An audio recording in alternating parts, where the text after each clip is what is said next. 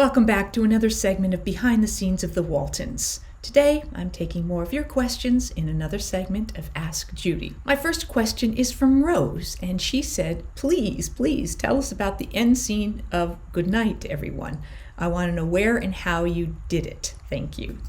The Goodnights were done as their own little thing because it was just audio. The final shot that you would see of the house with the light on in John Boy's room, or sometimes additional lights on in bedrooms that would turn off as we said goodnight. That was just part of something that had already been filmed and that they would use as stock and just use which version they needed. For the audio of the Goodnights, a time would be chosen when the actors who were involved in that week's Goodnights were all working, usually on the soundstage where we could control sound better. And the assistant director would call those actors together and say, we're going to record the Goodnights. So those actors involved in that week's Goodnights would go and stand near where the sound mixer was, usually below either the big boom, stationary boom mic, or the handheld one. And we would gather around that with that script in hand, and we would just do that dialogue to each other, with each other, do several takes of it, and when they felt like they had some good options, that would be it. And then sometime later, another set would come down on another day, and we would do the same thing. So that was how the Goodnights were done. This next question is from Marianne, who said, Judy, I just was watching another of your behind the scenes videos. Loving the videos, by the way. Thank you. I'm so glad to hear that. You were talking about body mics. How did all of you hide them on your wardrobe? Also explain what they are for those of us who don't know what they are. Okay, well, body mics are basically wireless mics that you wear, same thing that singers use sometimes, where they can record the sound when they're in a place where they can't get a boom mic maybe close enough to you, or outside it would tend to be that we would use body mics because of external sound. You can just get better sound sometimes with the body mics. And oftentimes if you see those big long shots where we're far away and yet we're talking, again, they can't get a handheld wired mic out to us. So they would put these body mics on. They were typically put in our, like against our back. They'd have these like sort of big elastic belt type things with Velcro, and they would have like a little pouch that the body mics were about the size of a small phone these days, maybe a little thicker. And they would put the mic into the little pouch, and it had a clip on it or something that would hold it in place, and then you'd put that on, and there would be then a wire that would run up your back and come around and be hidden inside somewhere, your dress, your blouse, your shirt, whatever.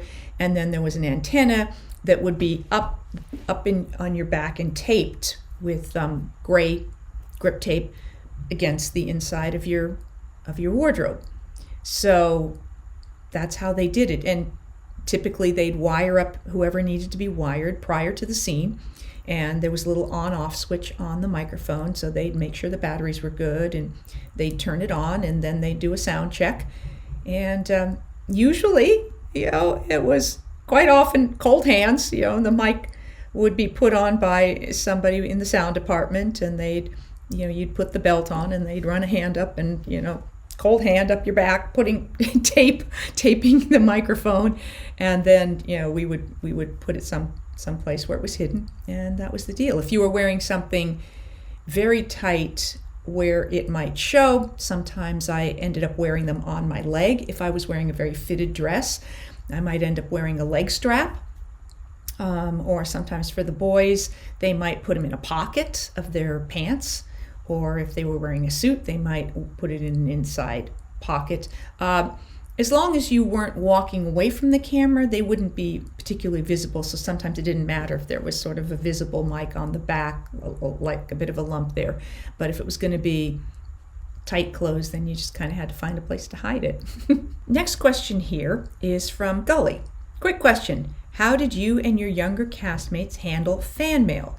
Did someone on the staff at the studio handle it, or were some letters selected for you and the others to respond to personally? Basically, what happened with fan mail that made it to the studio is, I'm not sure how people figured out where to send it, but we would get envelopes, big 8x10 envelope or something like that, or however many. Anyway, we would get these bundles of fan mail that would come down to the set, and they would be distributed based on which actor they were for. And then it was up to us what we did with them. The studio, if it was addressed to an actor, it came to us. The studio did not handle it in any way. And then it was up to each actor whether they answered their fan mail. I read most of it, but we got a lot of fan mail, which was lovely, but there just wasn't the time to read and respond to all of it. So I would read as much of it as I could, and then there was a point in time where my mom, who was on the set as my guardian during filming, she would answer for me a lot of times, and she would use pages from the script that had been replaced. Like if we had revisions, you'd put the revised page in and you'd take the old one out, and she would use those pages and write on the back of them. And she always said she was my mom, so she didn't pretend to be me, but she would say she was answering on my behalf. If you didn't get a response to a letter you sent, it's possible we never actually received it because of wherever you sent it didn't make it through to us. Sometimes people would try sending things to the union or through agents. They don't always get to us. And then sometimes it was just the sheer volume that made it impossible to have the time to answer all of it. But it was all greatly appreciated. A question here from Wade. Okay, you've talked about how thrilling and appealing it has been to have acted with folks whose talents you admire and or became great friends. Have there been times you've had to perform scenes with folks who were rather unpleasant to be with and or were poorly talented, but your character was supposed to enjoy their character's company? And how did you get through this? Well, that would happen sometimes. I experienced it less on the Waltons than maybe some other shows or plays or things that I worked on. Look, I think of it this way. I mean, I expect any one of you have at some point in your life been in a circumstance, family gathering, social gathering, work environment, where you ended up having to interact with somebody that maybe wasn't particularly pleasant or you didn't relate to, but for whatever reason, you needed to put on a good face. You needed to sort of, put your game face on and pretend that you were enjoying the circumstances. So it is a lot like that. You play the character. It's acting. It was sometimes when we were auditioning, you would go in and you would end up reading your scene with somebody. Maybe you're supposed to be doing a scene with a man and a woman is reading with you, or you're supposed to be talking to a child and it's an older man who's reading with you. So we're trained to create those circumstances, and it's just make-believe. So you pretend you're talking to, or imagine or create that you're talking to the person that it's supposed to be in front of you, and that you really have great affection for them. We've all experienced having real affection for someone, so you just pull from that and you act. That's why it's called acting, and hopefully you never catch us act. That's what I have for you for this segment of Ask Judy.